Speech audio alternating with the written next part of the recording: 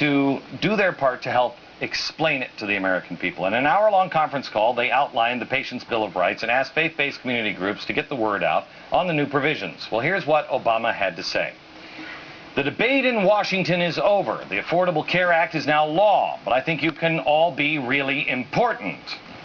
Validators and trusted resources for the friends and neighbors to help explain what's now available to them.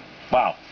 If you start hearing this message in your church about all the great things in healthcare, know that they are now propaganda for the United States government. It is un-American.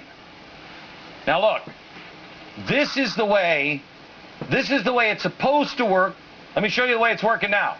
Here's the problem. The problem was healthcare. The government decided to talk amongst themselves, and they came up with a solution. You hated it. Doesn't matter.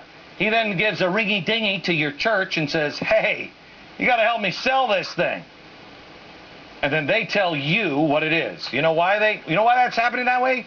Because they look at you as Homer Simpson. Now, this is the way America is supposed to work. You're at the top. You see a problem in your community.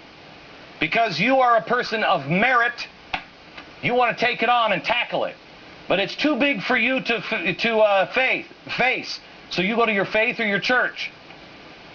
Then you join together. You come up with a solution. But if it is so big that you can't do it, that's when you give a ringy-dingy to Washington and say, hey, Homer, it's the people.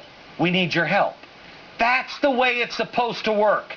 This is a perversion. This is propaganda. Beware.